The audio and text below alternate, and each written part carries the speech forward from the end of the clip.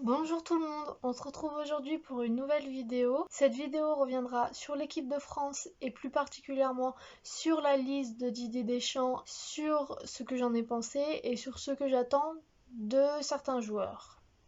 On va commencer par les gardiens de but. Donc les gardiens de but ça ira très vite, c'est du classique, Loris, Mandanda, Mac-Maignan. Je n'ai pas grand chose à dire. Le poste de gardien de but ne soumet pas à beaucoup d'analyses pour moi puisque c'est du classique avec le capitaine de l'équipe de France. Hugo Lloris est certainement le premier joueur à être sur la compo de l'équipe, donc pas beaucoup d'analyses pour ce poste-là puisque je pense que Hugo Lloris est indéboulonnable pour le moment. En termes de défense, on a vu ces derniers temps que Didier Deschamps essaye de changer un peu de système. La défense Varane-Kipembe marche plutôt pas mal à mon sens. Une défense à 3 avec Dayo ou Upamecano, les derniers matchs de l'équipe de France, c'était pas forcément la défense la plus... C'est pas forcément le système qui m'a le plus convaincu. J'ai beaucoup aimé le système qu'on a eu pendant la Coupe du Monde et après. Et une défense à 3 peut être très intéressant, mais dans les derniers matchs, j'ai pas été forcément très convaincue. À voir après, Dayo Upamecano, c'était sa première sélection. Donc Dayo Upamecano va être un des joueurs que j'attends beaucoup lors de ces matchs. Pour Varane et Kipembe, je pense qu'ils ont suffisamment prouvé ce dont ils étaient capables. Clément Lenglet, j'ai un peu de mal à le voir titulaire. C'est compliqué au Barça en ce moment.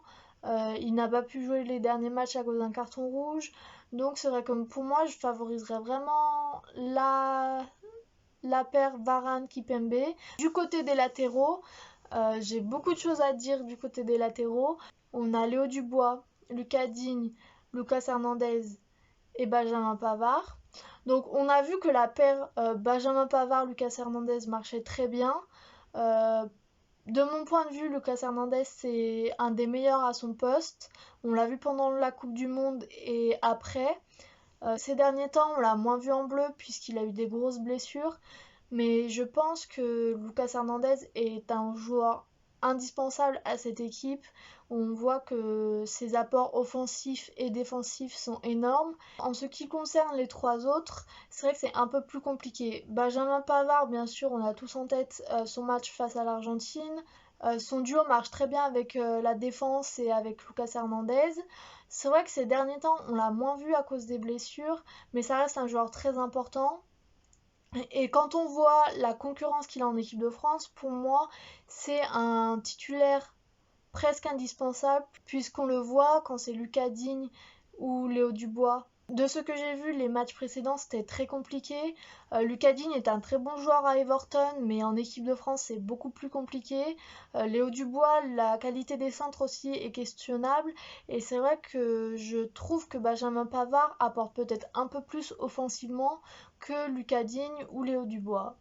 Lucas Digne, c'est le deuxième joueur que j'attends beaucoup dans cette équipe parce que, comme je l'ai dit, à Everton, il joue très bien. Everton, c'est un bon joueur. Du coup, j'aimerais retrouver cette qualité en équipe de France. Du côté du milieu de terrain, c'est un milieu de terrain assez basique, assez habituel. Kanté, Pogba, Tolisso sont des joueurs qui sont pratiquement toujours là.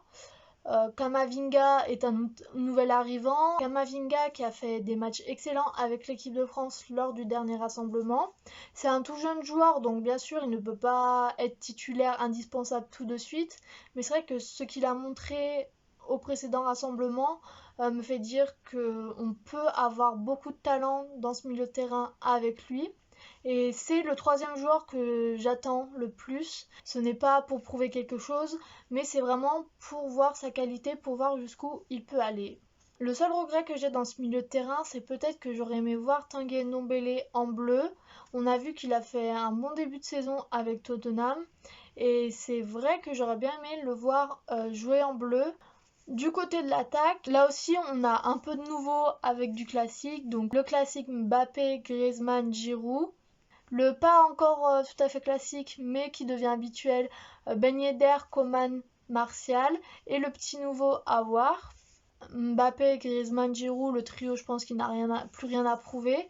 Mais j'aimerais bien voir de la nouveauté, voir ce que Ben Yedder va donner. Et c'est peut-être le quatrième joueur que j'attends le plus, puisque on a vu que Ben Yedder en équipe de France c'est un peu compliqué. Ben Yedder c'est un bon joueur et j'attends simplement de voir un peu plus de sa qualité en équipe de France. Concernant Coman et Martial, on voit avec leur club qu'ils font des bons matchs. Anthony Martial, peut-être Manchester United, c'est un peu plus compliqué parce que la situation du club est compliquée, mais ça reste un grand joueur qui arrive quand même à faire de bons matchs. C'est des joueurs qui ont eu une période de non-sélection en équipe de France, mais qui sont revenus fort, très fort. Je pense que c'est vraiment un duo qui peut pousser Mbappé, qui peut pousser Griezmann, qui peut pousser Giroud aussi. C'est vraiment un duo qui peut donner de la concurrence aux autres devant. Et je pense que c'est très bien pour l'équipe de France. Donc voilà, je n'ai pas grand chose forcément à dire sur cette paire puisque la qualité est là. Concernant Mbappé, Griezmann et Giroud, je n'ai pas grand chose à dire non plus. On sait que le trio d'attaque de l'équipe de France marche à la perfection. Le seul petit bémol bien sûr c'est sur Griezmann et sa situation au Barça. On a vu lors du rassemblement précédent que Griezmann en équipe de France ce n'est plus le Griezmann au Barça et que de ce point de vue là, si on pense qu'à l'équipe de France, il n'y a pas forcément à s'inquiéter pour lui. Seul petit bémol, c'est les pénaltys. C'est vrai que ça a été sa spécialité pendant la Coupe du Monde et après. Et c'est vrai qu'en ce moment, il a un peu perdu cette qualité. C'est vrai qu'il a raté beaucoup de pénaltys en équipe de France.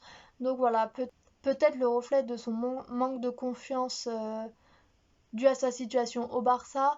Mais c'est vrai que sinon, dans les autres secteurs de jeu, il est plutôt toujours présent en équipe de France. Pour finir cette dernière partie, j'aimerais parler d'Aouar, donc Aouar qui vient de l'Olympique Lyonnais, qui a déjà été sélectionné lors du dernier rassemblement mais qui n'a pas pu venir à cause du coronavirus. Mon cinquième joueur et dernier joueur que j'attends beaucoup parce que c'est un jeune joueur, on a vu qu'il a beaucoup de qualité. J'aimerais voir comment Didier Deschamps l'intègre dans l'équipe, quel rôle il lui donnera et ce que Houssem Aouar peut faire parce que c'est un joueur qui a beaucoup de qualité.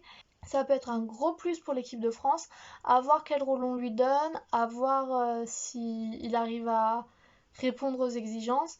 Mais c'est vrai que c'est un nouveau joueur et c'est un nouveau joueur que j'attends beaucoup. J'attends beaucoup de voir ce qu'il peut faire. Donc voilà. Donc voilà, j'ai abordé tous les secteurs de jeu, j'ai à peu près évoqué tous les joueurs. Bien entendu, je n'ai pas évoqué tous les joueurs, mais c'est vrai que ça aurait demandé beaucoup de temps et une plus longue vidéo. C'est pour ça que cette vidéo va s'arrêter là. J'espère qu'elle vous aura plu. Si c'est le cas, n'hésitez pas à laisser un commentaire ou vous abonner à ma chaîne. Je ne sais pas si la prochaine vidéo sera vendredi prochain ou si je ferai une vidéo débrief du match France-Portugal. Mais dans tous les cas, je vous dis à la semaine prochaine pour de nouvelles vidéos et à bientôt.